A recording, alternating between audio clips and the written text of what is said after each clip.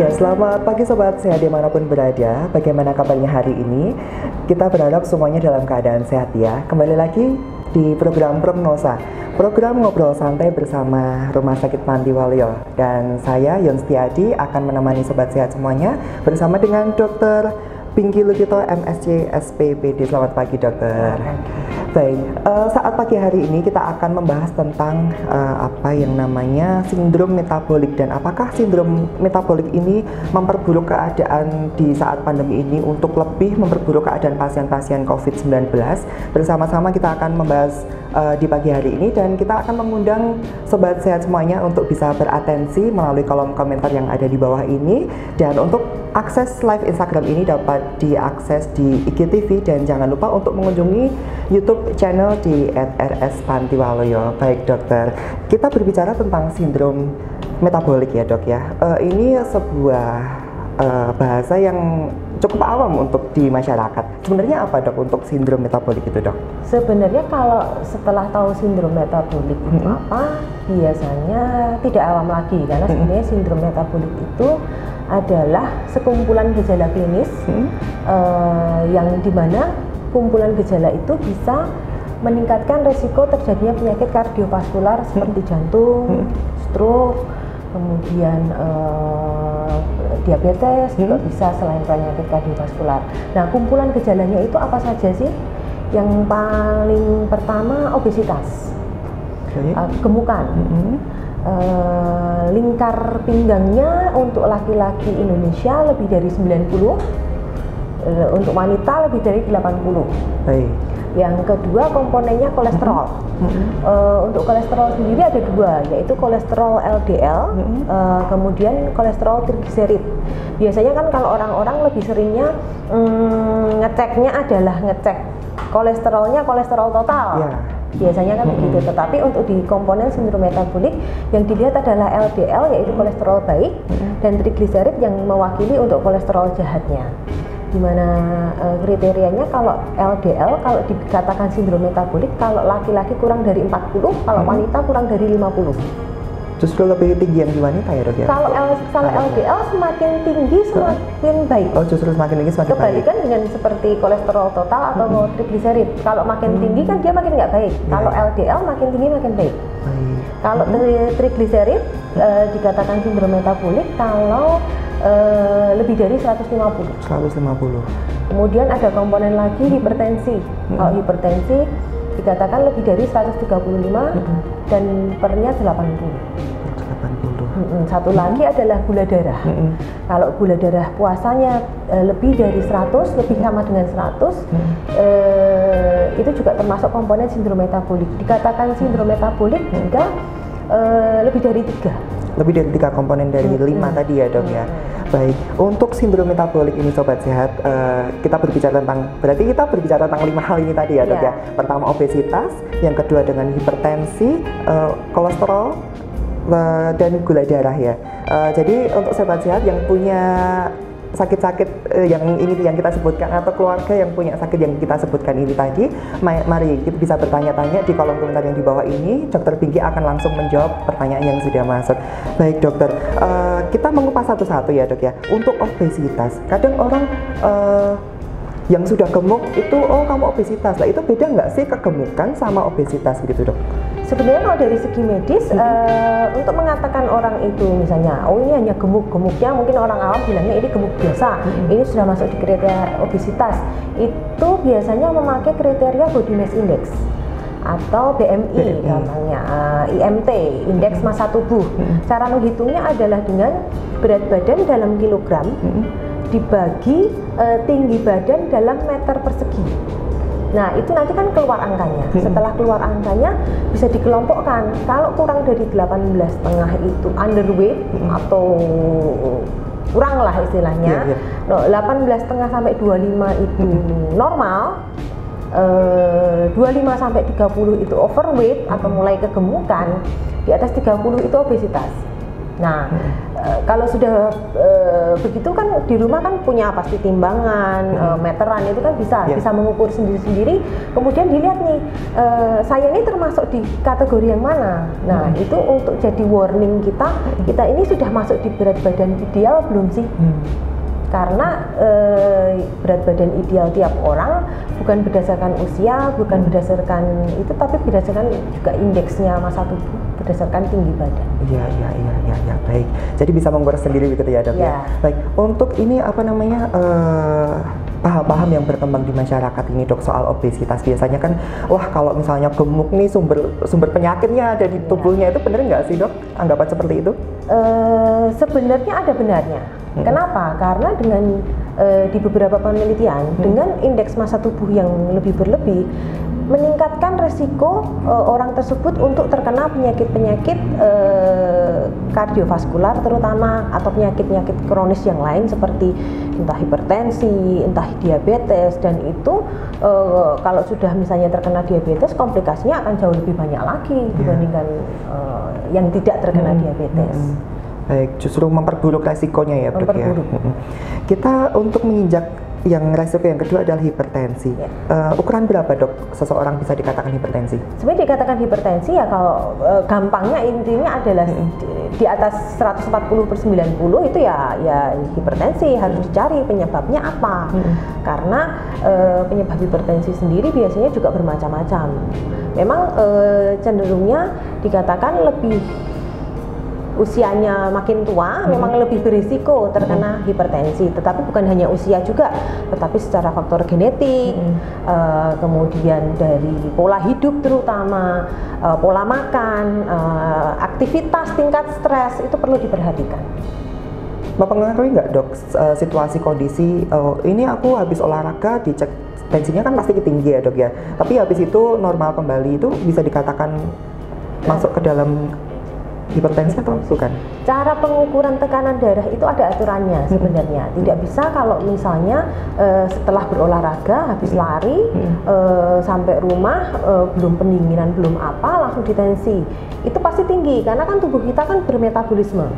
Jadi itu pasti akan tinggi. Jadi kalau mau nensi harus kondisinya stabil, duduk dulu 15 menit istirahat, misalnya habis jalan, habis datang istirahat dulu 15 menit, kemudian nanti baru ditensi. Dan cara pengukuran tensinya pun harus memakai alat yang sudah dikalibrasi dengan benar. Jadi yakin ini benar, valid begitu ya. Nah, kemudian cara pengukurannya, cara pemasangan alatnya juga harus benar.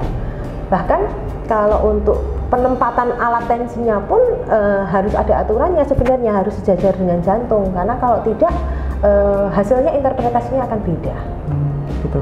Ini kan sekarang banyak yang dijual di online shop atau di masyarakat itu kan banyak tidak semua orang paham untuk cara mengukur tensi begitu. Mereka untuk lebih gampangnya beli digital. Itu lebih valid mana, Dok, alat tensi yang manual sama yang digital gitu, Dok? Sebenarnya kalau yang disarankan adalah memang yang air raksa. Tetapi kan kalau air raksa itu harus 2 orang, tidak bisa menensi air raksa itu sendiri. Harus ada yang menensikan. Nah, kalau memang untuk pemakaian sehari-hari di rumah, biasanya orang-orang lebih banyak memakai yang digital. Asal digitalnya kalibrasinya baik, pemasangan mansetnya ukurannya pas, tidak terlalu besar, kemudian mencakup 2/3 lingkar lengan atas. Jadi pemakainya benar sih, menurut saya bisa dipakai. Baik, kita menginjak untuk resiko yang penyebab sindrom metabolik yang selanjutnya yaitu adalah tingginya kolesterol, yang tadi ada 2 komponen tadi ya, Dok ya. Sebenarnya apa sih, Dok, yang menyebabkan kolesterol tinggi gitu, Dok? Penyebab kolesterol tinggi ada berbagai macam faktor. Pertama memang dari genetiknya. Ada yang walaupun misalnya makannya baik, tetapi ada yang namanya familial hypertriglyceridemia. Jadi memang satu keturunan keluarga itu trigliseridnya tinggi-tinggi semua, dan biasanya itu ekstrimnya bisa sampai ribuan. Bukan hanya kan tadi batasnya kan 150 nih. Kalau ada yang secara genetik itu biasanya ratusan sampai ribuan untuk trigliseridnya, nggak normalnya. Kemudian ya terutama ya memang pola hidup, pola makan, aktivitasnya berolahraga atau tidak, tingkat stres itu memang berpengaruh juga terhadap kadar kolesterol. Tadi ada kolesterol baik dan kolesterol jahat. Ya. Bisa nggak sih untuk kolesterol baik ini ditingkatkan, kolesterol jahatnya diturunkan gitu? Caranya gimana, Dok? Kalau misalnya untuk meningkatkan kolesterol baik, biasanya ya makan makanan yang membantu untuk meningkatkan kolesterol baik. Misalnya ada beberapa yang dari lemak yang baik kayak alpukat, itu sebenarnya bisa kacang-kacangan itu juga meningkatkan untuk kolesterol yang baik, atau bisa dengan pemakaian suplemen yang dikatakan yang membantu juga meningkatkan LDL, ada niacin, atau kalau enggak omega 3 dikatakan juga sebenarnya baik. Itu kalau omega 3 malah diklaim juga bisa membantu menurunkan kadar trigliseridnya. Baik. Itu soal kolesterol ya, Dok ya. Kita untuk masuk lagi tentang gula darah ini yang terakhir, nanti ada yang masuk ke dalam sindrom metabolik ini, Dok. Ukuran normalnya berapa, Dok, tadi, Dok? Kalau untuk masuk di kategori yang sindrom metabolik adalah warningnya di 100 gula darah puasa, 100, lebih dari 100. Jadi kalau sudah mulai lebih dari 100, sudah mulai waspada nih. Saya ini sudah mulai masuk di salah satu kriteria untuk sindrom metaboliknya. Apalagi kalau misalnya orangnya gemuk, kemudian tensinya juga tinggi, ternyata ngecek kolesterol juga tinggi, gulanya segitu, sudah mulai warning, karena itu nanti mungkin dalam beberapa bulan, beberapa tahun ke depan bisa berubah menjadi diabetes. Masuk di kriteria diabetes. Kalau masuk di kriteria diabetes biasanya dengan adanya gejala klasik dan lebih dari 126 gula darah puasa, atau gampangnya kalau gula darah sewaktu di atas 200. Di atas 200. Kalau untuk diabetes, kalau untuk sindrom metabolik gula darah puasa di atas 100. Baik, Dok. Di antara kelima yang masuk ke dalam sindrom metabolik ini, apakah semua masuk ke misalkan kita punya sakit obesitas, hipertensi atau kolesterolnya tinggi, apa semuanya mencakup sindrom metabolik, apa cuman hipertensi saja, atau dua kriteria ini yang bisa dikatakan sindrom metabolik itu tadi, Dok? Sindrom metabolik itu kan kumpulan gejala ya, jadi harus beberapa gejala masuk dikombinasi, kemudian akan meningkatkan resiko terjadinya penyakit-penyakit kronis. Seperti serangan jantung, serangan stroke, kemudian diabetes, yaitu kemungkinan orang terkena itu akan meningkat, istilahnya begitu. Penyebabnya sendiri apa sih, Dok? Penyebabnya sendiri ya tergantung dari masing-masingnya. Misalnya kalau dari gula ya mungkin ya itu tadi pola makannya, genetiknya, keluarganya banyak yang memang gula semua, kemudian makannya karbohidratnya berlebih, manis glukosanya juga berlebih, porsinya, kadar kalorinya juga berlebih, itu juga sangat mempengaruhi. Berarti ini pola hidup ya, Dok, ya, pola hidup. Apalagi zaman sekarang itu banyak junk food, itu sangat mempengaruhi ya, Dok, ya, untuk sindrom metabolik ini ya. Karena kalau misalnya zaman dulu mungkin orang-orang makanya kan banyak sayur, kalau sekarang kan banyak fast food, banyak junk food, itu kadar lemaknya, kadar untuk yang siap sajinya itu biasanya cenderungnya memang lebih tinggi. Lebih tinggi, dan didukung untuk aktivitas sekarang yang sedikit mengandalkan handphone itu kan tidak beraktivitas banyak gitu ya. Perubahan lebih banyak. Lebih banyak begitu ya. Zaman COVID ini mungkin orang jadi takut keluar rumah, kemudian berolahraganya mungkin jadi excuse untuk jadi saya nggak keluar rumah jadinya saya nggak olahraga, mungkin begitu bisa juga. Itu sangat mempengaruhi begitu ya. Mempengaruhi. Untuk faktor-faktornya sendiri untuk usia di sekitar berapa, Dok, yang biasanya lebih untuk intensitasnya lebih tinggi itu usia masuk berapa? Yang mulai wajib diperhatikan biasanya di atas 45 tahun. Di atas 45 tahun. Sudah mulai warning. Warning dalam arti kata mulai ngecek nih, mulai medical check up. Kalau misalnya punya faktor risiko keluarganya banyak yang kolesterol atau banyak yang gula, ya mungkin sebelum umur 45 juga memang sudah harus medical check up sebenarnya. Gitu. Nah, untuk 45 tahun ke atas, mungkin nggak kalau di usia muda itu masuk ke memiliki penyakit-penyakit sindrom metabolik ini? Kalau untuk zaman sekarang sangat mungkin. Pasien saya banyak yang di usia malah kurang dari 45, banyak sekali yang gula. Walaupun tanpa istilahnya faktor risiko keluarganya, saya tanya ada yang gula tidak? Nggak ada, keluarganya semuanya nggak ada yang gula, tapi ternyata dia terkena gula. Biasanya yaitu karena pola makan, aktivitas, karena merasa masih muda nggak apa-apa makan yang berlebihan istilahnya. Jadi ini warning sendiri ya untuk sobat sehat, untuk semuanya ya Dok ya. Jadi jangan dikurangi untuk junk foodnya, apalagi sekarang di masa pandemi ini banyak orang untuk stay di rumah, itu tidak banyak aktivitas fisik yang dilakukan begitu ya Dok ya. Baik, untuk ketika kita berada di tengah pandemi, resiko-resiko apa Dok yang bisa memperburuk kondisi di masa pandemi ini Dok? Sebenarnya di masa pandemi ini bukan menjadi kemudian kita istilahnya tidak melakukan apa-apa atau misalnya makan pun jadi sembarangan gitu, malah sebenarnya dengan pandemi ini kita harus makan yang baik, tetap berolahraga. Kenapa? Karena masa pandemi ini kita butuh imun yang baik untuk melawan entah misalnya infeksi virus atau infeksi bakteri yang lain. Karena dengan adanya imun kita akan menjadi lebih susah lah ketularannya. Ya tapi tetap juga memang proteksi, menjaga jarak, kemudian tetap harus proteksi memakai masker. Kalau misalnya terutama untuk anak-anak dan lansia lebih dari 60 tahun, kalau nggak perlu ya jangan keluar rumah dulu, karena bagaimanapun itu akan meningkatkan resiko tertular. Atau misalnya apalagi berpergian jauh misalnya keluar kota, untuk anak-anak dan lansia lebih baik sebenarnya dikurangi. Tetap stay di home tapi tetap melakukan aktivitas fisik gitu ya Dok, untuk memperkuat imun ya. Baik, kita jawab pertanyaan dulu yang sudah masuk Dok.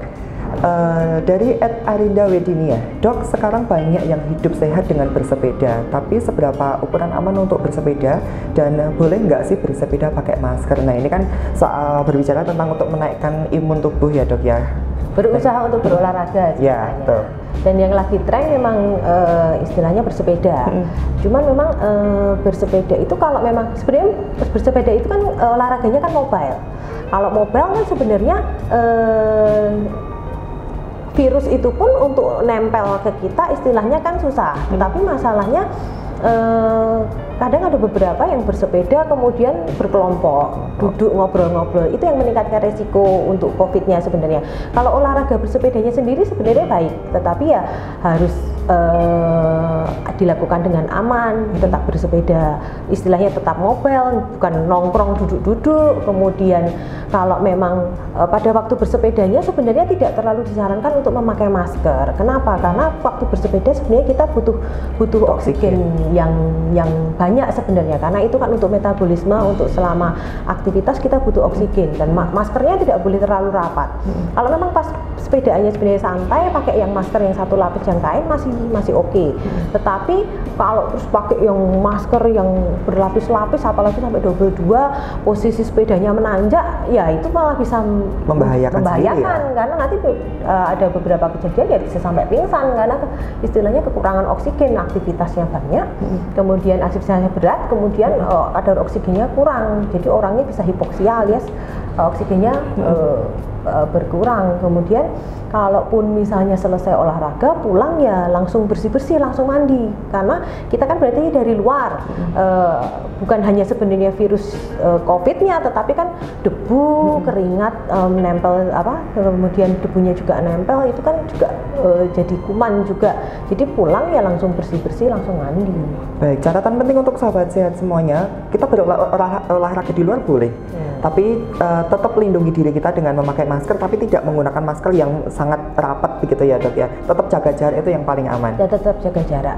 Bukan terus nongkrong ngumpul-ngumpul, nggak boleh kalau itu. Ya, itu yang paling aman adalah tetap jaga jarak. Begitu. Kita kembali ke sindrom metabolik lagi, Dok.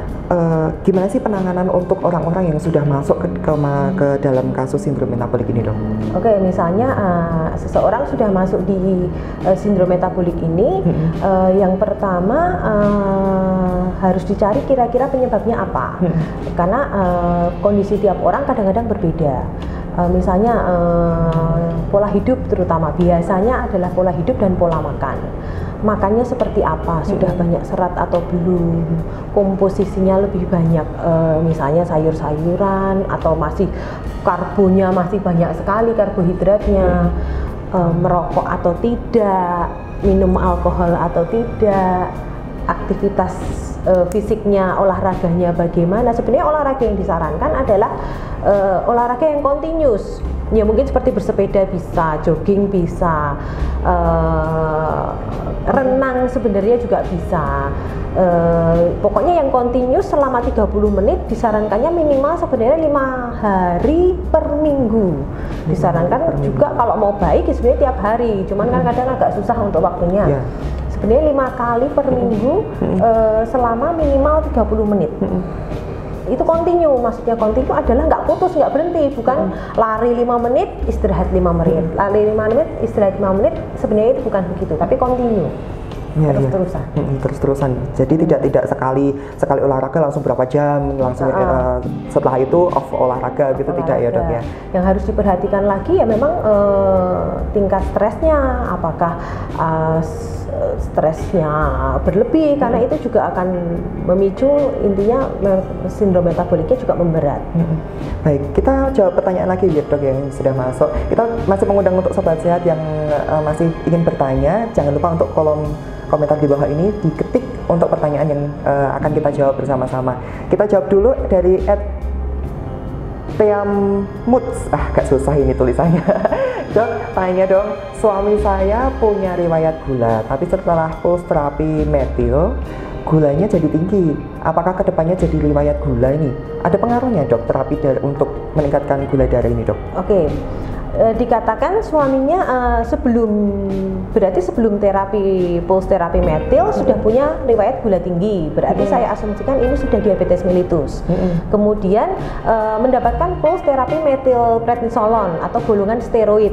Nah, efek samping golongan steroid salah satunya memang meningkatkan gula, baik pada pasien yang sebelumnya belum ada diabetes mellitus ataupun pasien yang sudah ada diabetes mellitus, itu gulanya biasanya itu jadi kacau.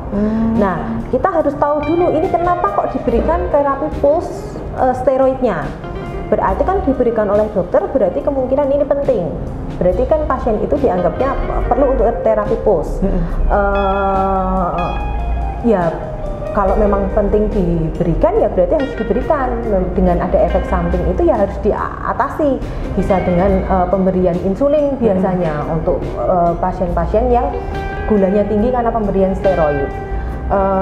Tadi pertanyaannya kan bisa nggak setelah itu jadi gula? Nah, sebenarnya kalau memang sebelumnya sudah ada riwayat gula, berarti itu memang diabetes. Jadi ya kedepannya memang harus lebih berhati-hati, apalagi nanti biasanya kalau sudah diberikan terapi pulse steroid, berikutnya akan ada maintenance-nya, alias dosisnya sebelumnya nggak punya riwayat gula ya. Kalau sebelumnya nggak punya riwayat gula ya berarti harus dilihat nanti setelah selesai maintenance-nya masih tinggi nggak itu kadar gulanya. Kalau memang masih tinggi, masuk di kriteria tinggi, ya bisa jadi memang bisa gula. Tetapi kan sekali lagi, orang terkena sakit gula bukan hanya faktornya hanya steroid, tetapi pola hidup yang lain, genetik dan lain-lain. Iya. Untuk orang-orang yang sudah masuk ke dalam sindrom metabolik ini dok, untuk penanganannya pasti kan dikasih obat ya dok, terapinya. Nah itu bisa diturunkan nggak dok dosis-dosisnya, bahkan orang tersebut lepas dari obat, bisa nggak? Tergantung, kalau misalnya pasiennya itu memang sudah diabetes dan diabetesnya memang yang memerlukan obat, biasanya ya memang harus dibantu dengan obat. Tetapi kalau misalnya hanya baru di awal sindrom metabolik, kemudian memang hanya bisa menurunkan obesitasnya, lingkar perutnya bisa turun, kemudian dengan berolahraga dan jaga makan kolesterol dan lain-lain bisa turun, ya kemungkinan bisa tidak menjadi penyakit-penyakit kronis ya sangat besar sebenarnya. Makanya sebenarnya sindrom metabolik ini jadi warning awal biar kita itu tidak sampai menjadi penyakit-penyakit kronis. Ya, lebih aware gitu ya dok, untuk menjaga kesehatan kita. Baik, kita jawab lagi. Tanya dok dari @Samuel Krihastanto. Tanya dok, olahraga atau permainan apa yang cocok untuk anak-anak di masa pandemi ini dok? Oke, berarti kalau untuk olahraga atau permainan yang dilakukan di masa pandemi untuk anak-anak kan berarti sebenarnya lebih baik kan di rumah. Ya, kalau di luar rumah sebenarnya kan berisiko. Kalau ya bisa diajak misalnya sambil setel lagu, senam-senam ringan, atau misalnya di dalam rumah, atau kita carilah misalnya kalau mau di luar rumah ya ada misalnya lapangan kosong yang nggak banyak orangnya, bukan lapangan yang orang-orang ngumpul, diajak di situ lari atau sepeda gitu sebenarnya masih boleh. Tetapi jangan yang rame karena tetap harus jaga jarak. Tapi kalau memang lebih aman ya di rumah. Kalau ada tempatnya, biasanya kalau misalnya nggak ada tempatnya ya mungkin cari tempat tapi yang sepi. Nah, itu kita tadi berbicara tentang orang-orang yang sudah masuk ke dalam kategori sindrom metabolik. Kita berbicara tentang untuk orang-orang yang belum nih dok, untuk kewaspadaan untuk orang-orang yang belum masuk ke dalam sindrom metabolik ini, seberapa perlukah kita untuk melakukan medical check up dok? Dan berapa lama sekali biasanya? Kalau sudah lebih dari 45 tahun sebenarnya kalau mau baik sebenarnya ya dilakukan medical check up itu biasanya per tahun. Tetapi medical seperti yang tadi saya bilang, medical check up sebenarnya tidak ada batas usianya, apalagi kalau sudah ada riwayat keluarganya, kemudian memang sebelumnya kok tiba-tiba sudah ada tanda-tandanya kok dadanya sering sakit misalnya, atau memang sudah pernah tiba-tiba random ngecek gula darah kok tiba-tiba tinggi, ya tetap minimal setahun sekali tetap harus dievaluasi, karena kalau tidak kadang-kadang kalau terlalu lama ada peningkatan kolesterol dan lain-lain kita tidak tahu. Baik, berarti tetap harus penting ya dok. Berapa lama sekali dok? Misalkan setahun sekali, minimal 1 tahun kali untuk mendeteksi gejala-gejala dari sindrom metabolik ini. Ini sepertinya banyak sekali dok yang tanya masuk ke kita karena ini sakit-sakit yang sebenarnya umum di masyarakat begitu ya dok ya. Dari kita jawab dulu dari April 16 atau 6 ya ini ya. Dok mau tanya, apa aman kalau penderita DM berhenti minum obat? Karena semenjak ganti ke obat gula turun ke 200-an dan gejalanya sudah membaik. Nah ini kita lanjut ke pembahasan yang tadi ya dok ya. Aman nggak dok? Kalau orang sudah terkena gula dan sudah minum obat, kemudian obatnya mau langsung di stop, biasanya akan tinggi lagi. Kecuali dietnya bisa ketat, tetapi berdasarkan pengalaman saya agak susah memang beberapa pasien itu untuk mengontrol diet dan tingkat stres. Jadi bagaimanapun biasanya masih tetap butuh obat. Nah, kalau memang sudah gula sewaktunya di bawah 200 ya dipertahankan. Kadang-kadang pasien kemudian takut kalau minum obat terus nanti misalnya ginjal saya nanti jadi rusak. Biasanya kemudian akhirnya stop obat, kemudian datang ke dokter, gulanya jadi tinggi lagi karena nggak minum obat. Nah, dokter memberikan obat untuk gula itu kan pasti akan memantau efek samping obatnya seperti apa, efek samping gulanya seperti apa. Karena jangan salah, gula sendiri itu menyebabkan sakit ginjal. Jadi bukan karena obat gulanya, tetapi juga karena penyakit gulanya sendiri itu menyebabkan sakit ginjal sendiri. Jadi kalau misalnya gulanya dibikin tinggi terus tidak terkontrol, malah nanti yang muncul sakit ginjalnya muncul duluan. Ya, jadi intinya kalau mau stop obat itu sangat individual. Jadi harus konsultasi ke dokternya yang memberikan obat, kemudian dicek apakah misalnya kalau dirasa gulanya sudah lebih membaik, bisa nggak paling nggak diturunkan dulu dosisnya. Jadi misalnya biasanya berapa miligram, dijadikan berapa miligram sambil dievaluasi. Ternyata naik lagi nggak, kalau buru-buru di stop tanpa dievaluasi diturunkan dosisnya dulu, takutnya nanti langsung naik. Baik, berarti tetap harus konsultasi dengan dokter begitu ya dok ya. Baik, itu semua untuk Sobat Sehat, pertanyaan yang sudah masuk ke kami. Kita masuk ke akhir-akhir pembicaraan kita untuk saat ini dok. Untuk tips-tipsnya dok, gaya hidup apa sih untuk yang mengurangi resiko sindrom metabolik ini dok? Gaya hidup seperti apa? Untuk mengurangi sindrom metabolik yang pertama pola hidupnya harus diperbaiki dengan pola makan tinggi serat, kemudian ya karbohidratnya juga mulai dikurangi, bukan tidak makan karbohidrat tapi harus dikurangi. Kemudian olahraga yang seperti saya bilang tadi 30 menit, kemudian dilakukan minimal 5 hari dalam 1 minggu. Hindari rokok, minuman beralkohol, ya kalau bisa atur tingkat stres. Tapi kalau tingkat stres kan sangat individual sekali. Dan jangan lupa waktu tidur juga harus cukup, karena di beberapa penelitian waktu tidur yang kurang malah akan memicu obesitas. Dan apalagi sindrom metabolik di masa-masa pandemi seperti ini, jika misalnya ada orang dengan sindrom metabolik kemudian terkena COVID, prognosisnya atau istilahnya kemungkinannya untuk menjadi lebih jelek atau sampai bahkan meninggal itu lebih tinggi dibandingkan orang yang tidak terkena sindrom metabolik. Kalau misalnya terkena COVID, kenapa? Karena jika orang sudah terkena sindrom metabolik biasanya sudah mulai ada kerusakan organ istilahnya secara mikroselnya. Jadi ditambah ada COVID, jadi lebih jelek. Ya. Berarti pola makannya memang harus yang utama ya dok ya? Salah satunya. Apalagi sekarang orang Indonesia ini kan kalau nggak ketemu nasi kan kadang nggak belum makan gitu dok. Ya makan nasi tetap makan nasi karena karbohidrat itu perlu untuk kalori. Paling gampangnya adalah jumlah nasinya itu tangannya sendiri-sendiri satu kepal. Satu kepal segini. Jadi dengan ukuran tubuh saya ya segini. Mungkin kalau laki-laki lebih butuh kalori yang besar dan badannya juga memang lebih besar, ya pokoknya seukuran jari sendiri. Jangan saya pakai tangannya orang lain, ya nanti bisa kebanyakan, bisa kurang. Tapi biasanya lebih dari sekepal kalau makan. Ya itu kan baiknya. Tapi kalau kadang nggak kenyang ya. Ya itu adalah tips dari Dokter Pinky. Sepertinya ini banyak orang tertarik ini dok, sobat sehat semuanya tertarik untuk menanyakan pertanyaan ini. Kita jawab dulu ya dok sebelum kita mengakhiri pembicaraan kita pagi ini. Dari @kedanya Bode, dok kalau udah DM masih merokok apa juga memperparah DM dok?